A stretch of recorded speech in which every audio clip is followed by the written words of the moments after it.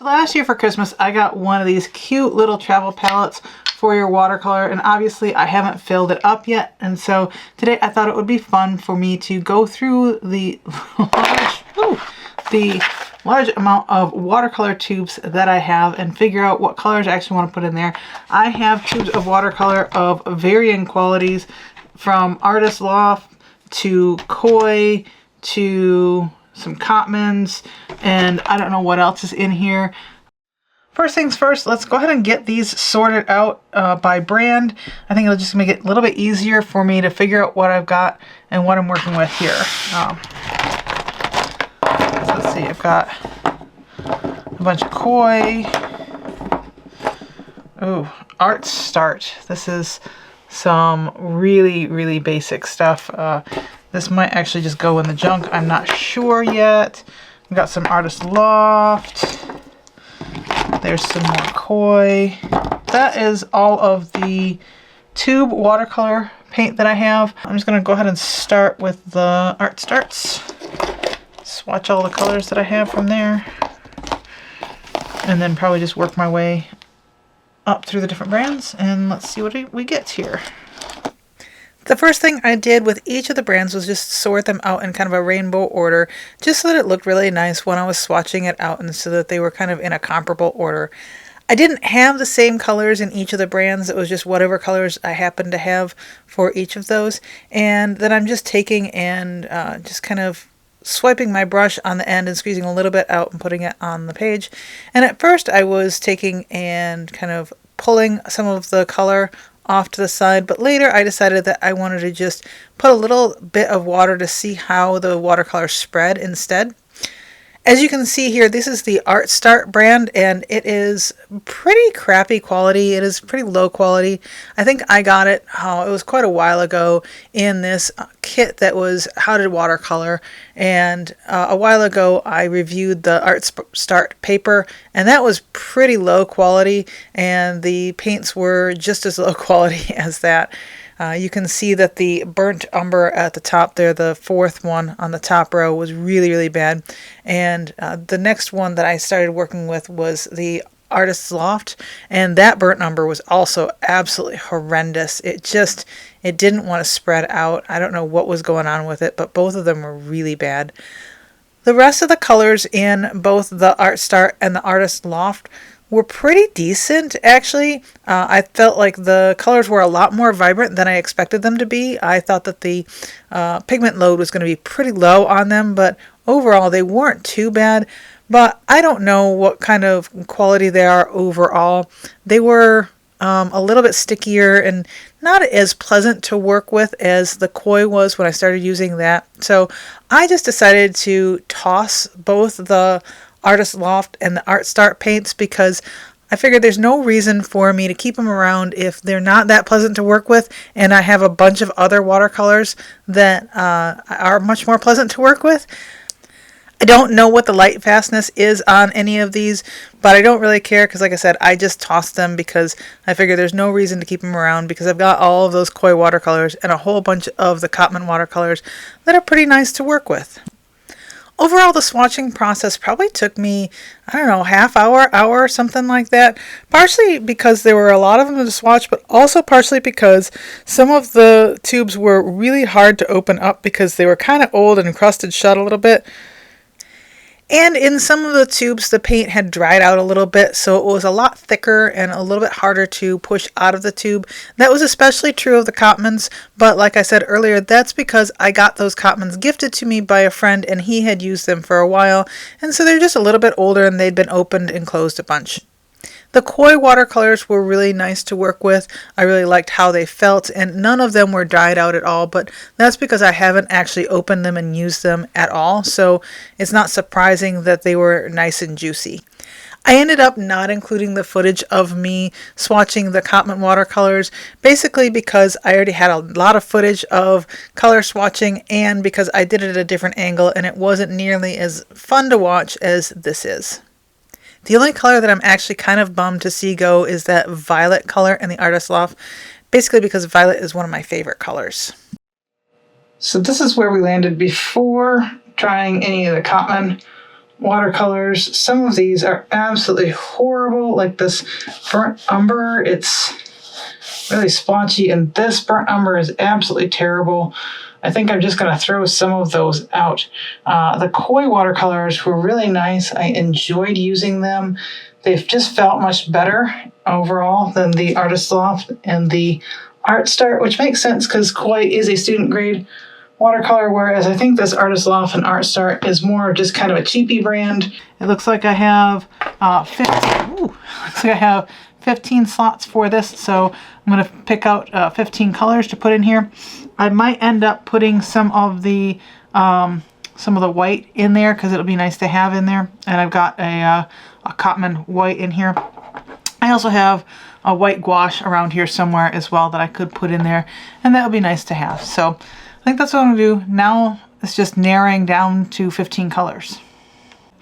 So I decided to go ahead and just use the Cotman watercolors because I've got a nice selection of colors there, and I think that'll be good. And I'm going to, instead of using the black, I'm going to put the white in there, and then I think that'll give me a really nice selection of colors to use. I thought about going with the koi because I haven't really used those very much, and you know, the watercolor stays really nice in here. But I only have 9 of those colors, and so I would have had to pull in some of the Cotman anyway. So I figured I might as well use the Cotman. I have them. A bunch of the tubes are partially used up, so I might as well just go ahead and use those and maybe use some of those tubes up a little bit. And the quality of them I felt was pretty equivalent from the little bit of testing I did, so that's what I'm going to do. So the next step is to just fill these little guys up. So I need to go get some toothpicks, and then we'll get these filled up, and then we'll be able to see the final palette when it's all done. Okay, I had to get them in an order that I think makes sense to me, and now just going to town with filling these up. As I mentioned earlier, some of these tubes are a little bit dried out, so that it was a little bit hard to squeeze some of them out. You can see me kind of working pretty hard on this one. Other ones were nice, and they came out really nice and smooth and nice and liquidy, and were much easier to work with. This is not indicative of Cotman as a brand. It's more of just the fact that these are older tubes that have been opened and used before, and so some of them are a little bit dried out.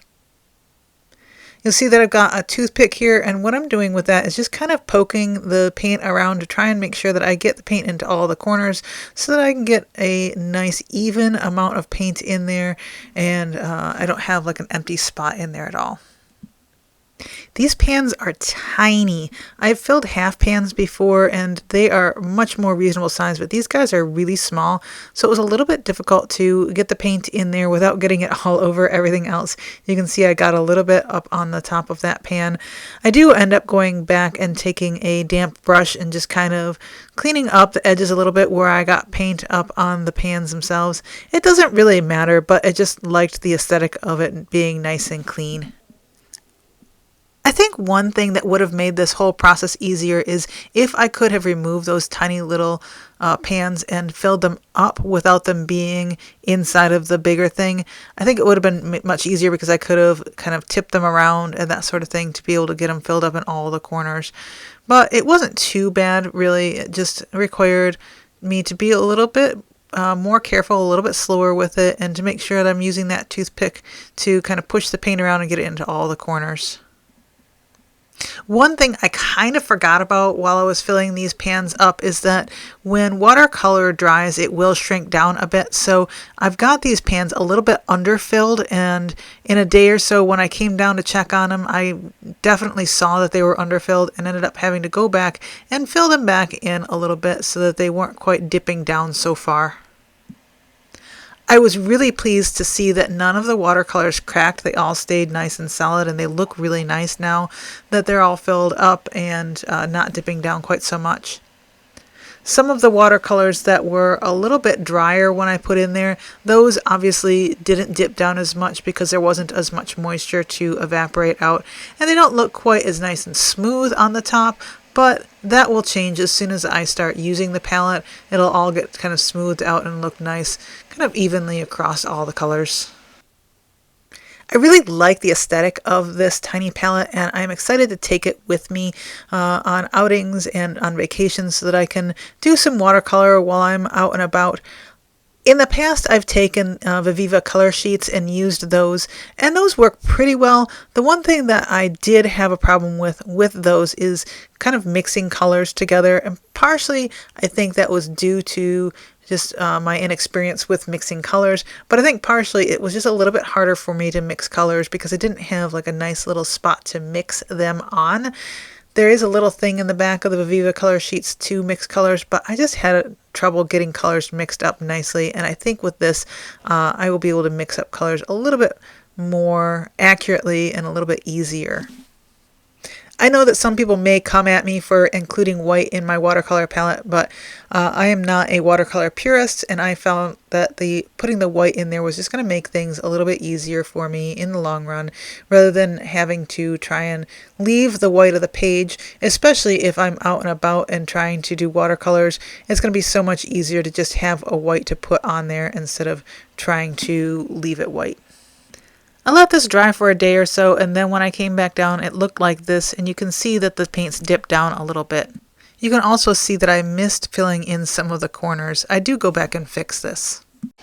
Well, that took a little bit longer than I had anticipated, but now I have this cute little palette that I can take with me. It's going to be a nice little travel palette, and it closes all up really nice and small, and I've got a couple of travel brushes that I can take with me, so it's going to be really nice to be able to use.